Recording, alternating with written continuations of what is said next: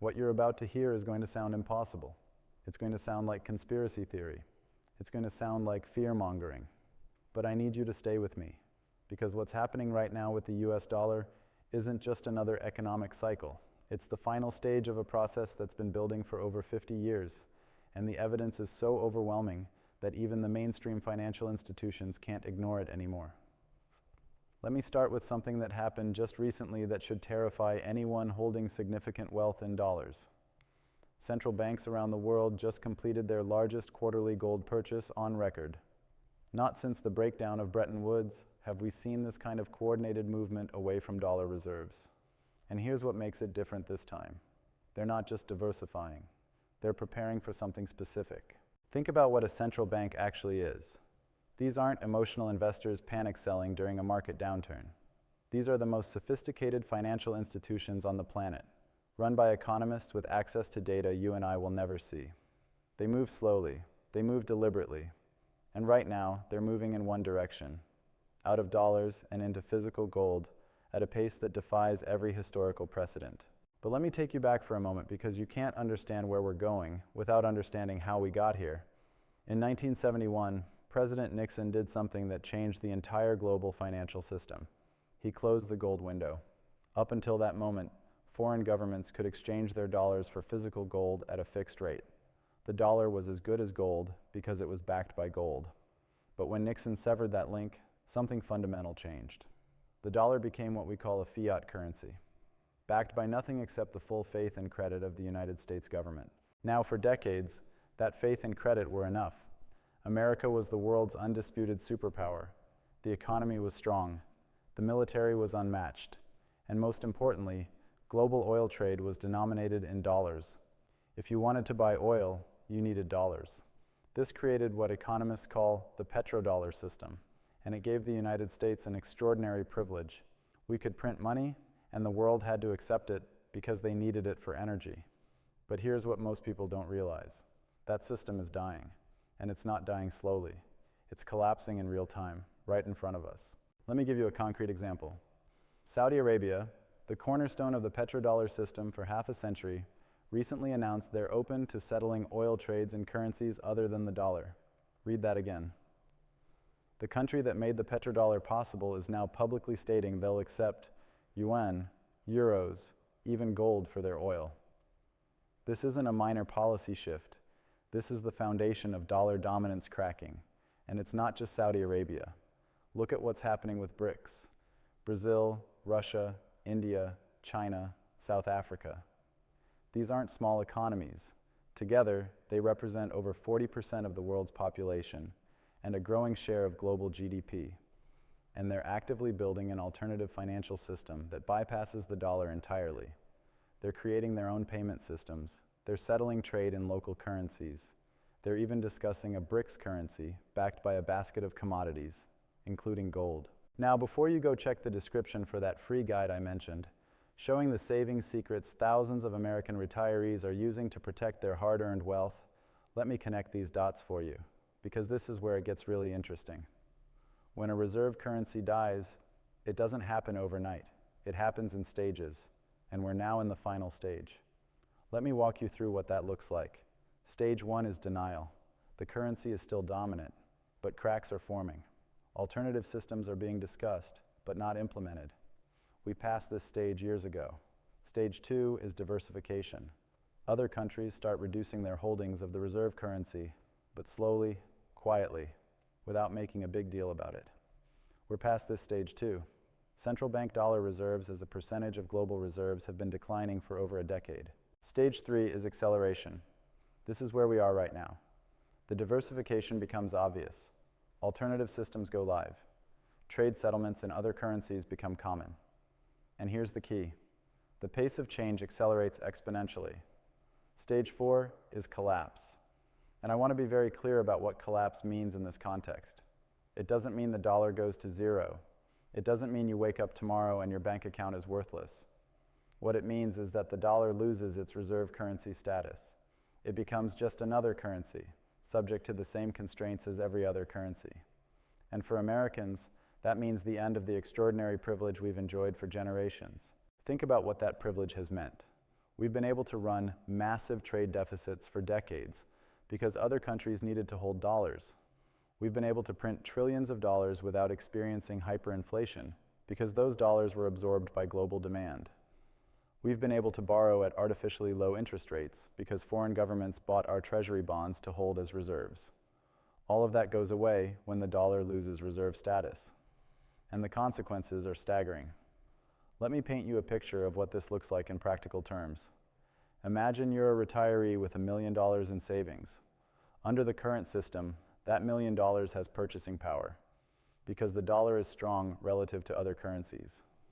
But when the dollar loses reserve status, several things happen simultaneously.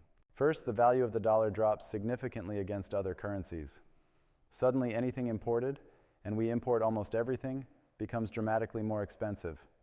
Your grocery bill doubles, your gas bill triples, that medication you need that's manufactured overseas, the price skyrockets. Second, interest rates spike. The government can no longer borrow cheaply, so they have to offer higher rates to attract buyers for treasury bonds. This ripples through the entire economy. Mortgage rates jump, credit card rates jump, business loans become prohibitively expensive, economic growth grinds to a halt. Third, and this is the one that really hurts retirees, the government faces a choice: default on its obligations or print more money. And we all know which option they'll choose. They'll print, which means your Social Security check might arrive on time, but it'll buy half of what it used to. This isn't theoretical. We've seen this pattern play out with every reserve currency in history. The British pound, the Dutch guilder, the Spanish real, they all went through this same process. And in every case, the people who saw it coming and positioned themselves accordingly preserved their wealth.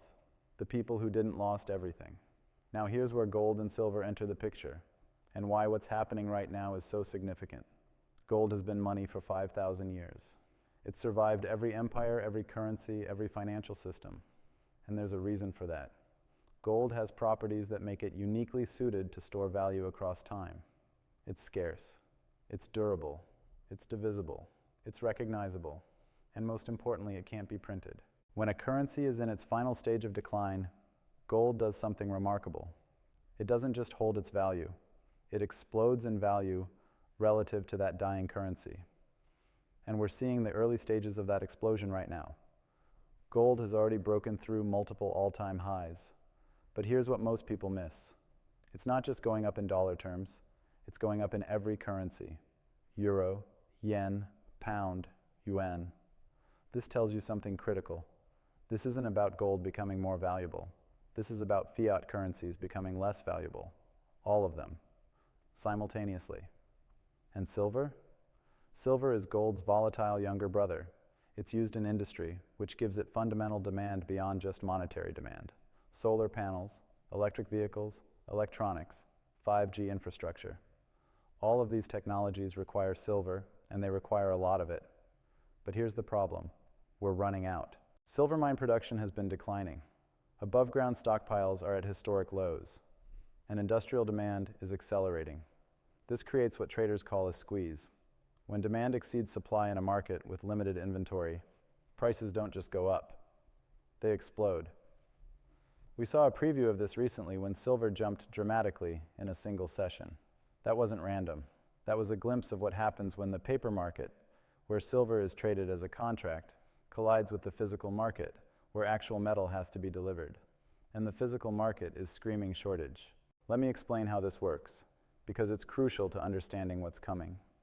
Most silver trading happens on exchanges like the COMEX. These are paper markets. When you buy a silver contract, you're not buying actual silver. You're buying a promise that you could take delivery of silver if you wanted to. But here's the dirty secret. The vast majority of contracts never result in actual delivery. They're settled in cash.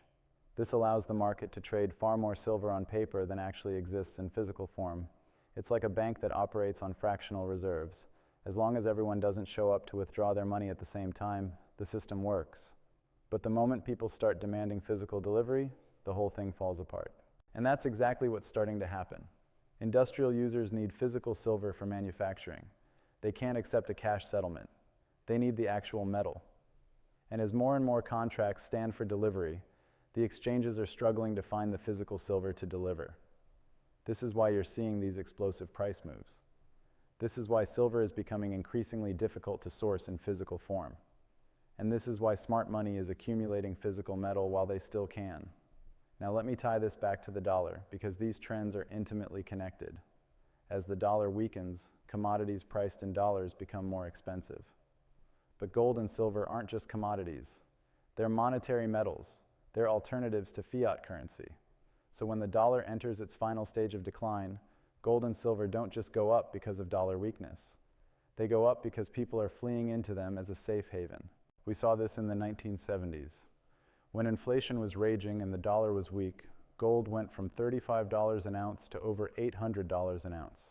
That's not a 20% gain. That's not a double. That's a 22 times increase. And silver did even better, going from $1.50 to $50, a 33 times increase. But here's what makes the current situation even more explosive than the 70s. Back then, it was mostly individual investors buying gold and silver. Today, it's central banks. It's sovereign wealth funds. It's institutional investors managing trillions of dollars. The scale of capital that could flow into precious metals is orders of magnitude larger than anything we saw in the 70s. And they're not buying paper gold. They're buying physical gold. They're taking delivery. They're storing it in their own vaults because they understand something that most individual investors don't. When the system breaks, paper promises are worthless. Only physical metal matters. Let me give you a specific example that illustrates this point. A few years ago, Germany asked the Federal Reserve to return their gold that was being stored in New York. The Fed said sure, but it's going to take 7 years. 7 years to return gold that was supposedly sitting in a vault. Why would it take 7 years? Because the gold wasn't there. It had been leased out, or sold, or hypothecated multiple times over. And it took 7 years to acquire enough physical gold to fulfill Germany's request. That should terrify you. If the Federal Reserve, the most powerful central bank in the world, doesn't have the gold it claims to have, what does that tell you about the paper gold market? What does that tell you about ETFs that claim to be backed by physical gold? What does that tell you about the entire financial system? It tells you that when the music stops, there aren't going to be enough chairs, and the people holding paper are going to be left standing. This is why physical ownership matters. This is why storage matters. This is why you can't just buy a gold ETF and think you're protected.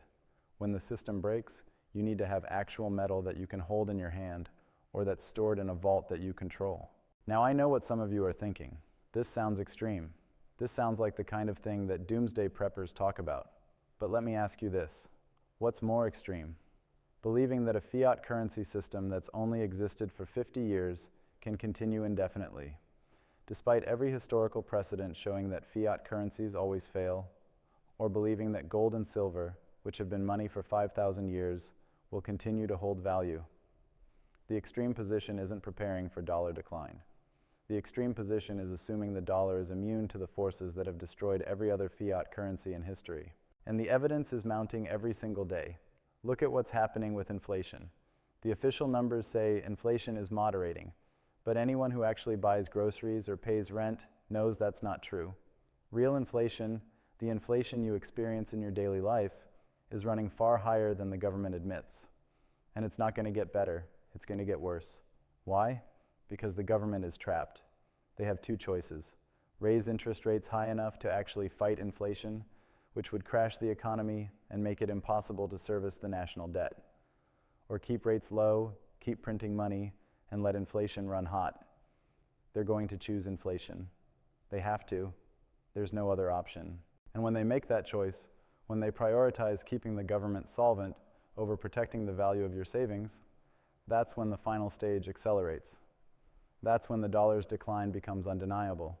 That's when the rush into hard assets becomes a stampede. Quick aside here, and this is important if you're sitting on $100,000 or more in retirement accounts. I put together a free guide on how gold IRAs work. It's in the description below.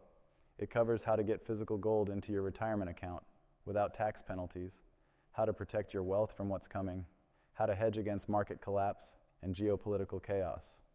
Worth checking out if that's relevant to your situation. Okay, back to where this is all heading. Let's talk about what happens next, because the trajectory is becoming clear. We're going to see continued dollar weakness. We're going to see continued central bank gold buying. We're going to see increasing difficulty sourcing physical silver, and we're going to see prices that, in retrospect, will make current levels look like the buying opportunity of a lifetime. But it's not going to be a straight line up.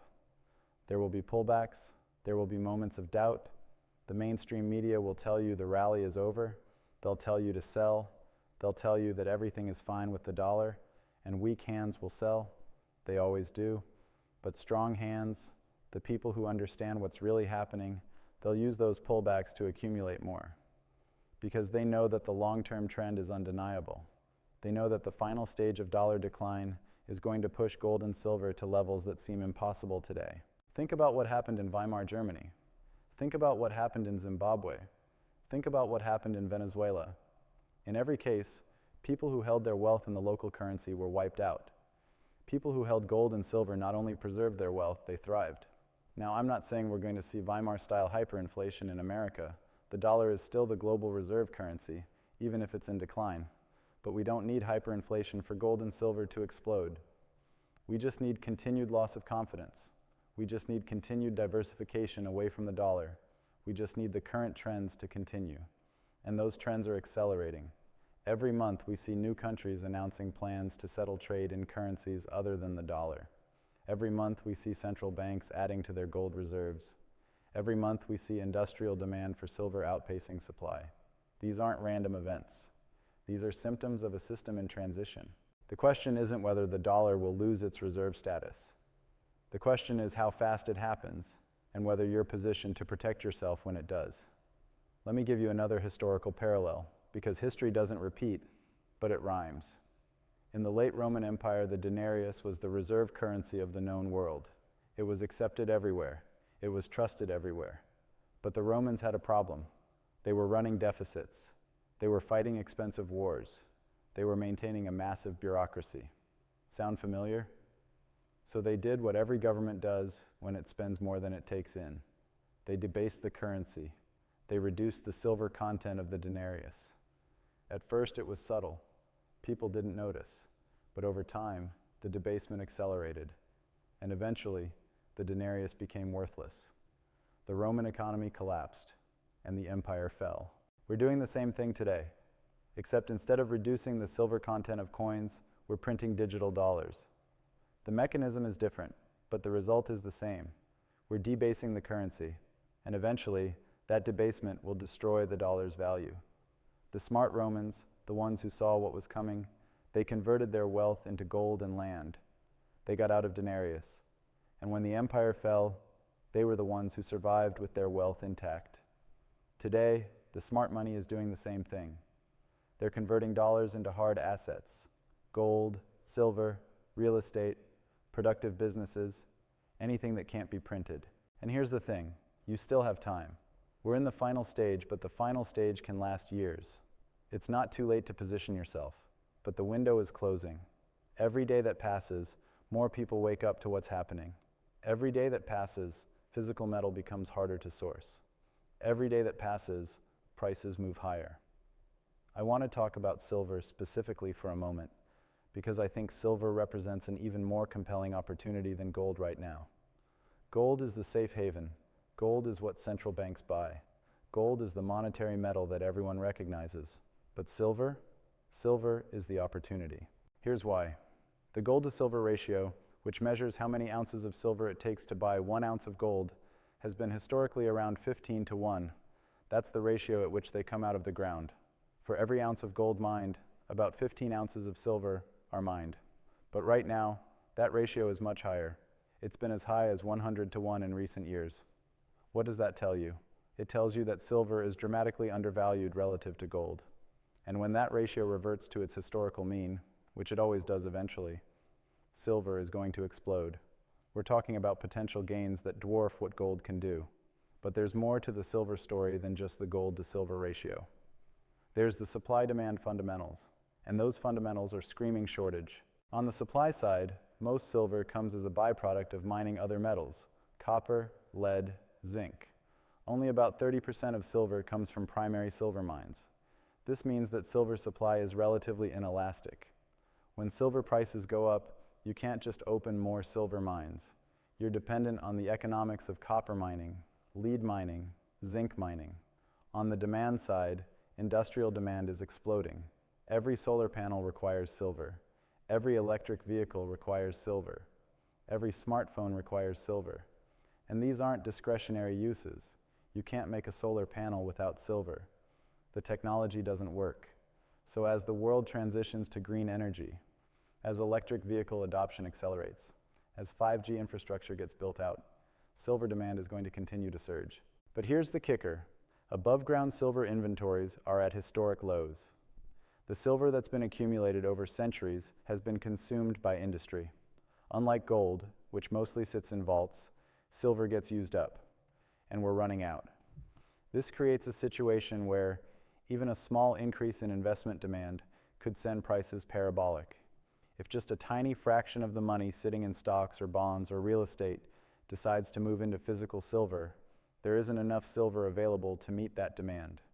Prices would have to rise dramatically to ration the available supply. We got a taste of this during the silver squeeze movement. Retail investors coordinated to buy physical silver and silver futures, trying to expose the shortage. And what happened? Premiums on physical silver spiked. Dealers ran out of inventory. Delivery times stretched to weeks or months, and the price jumped significantly before the momentum faded. But imagine what happens when it's not just retail investors.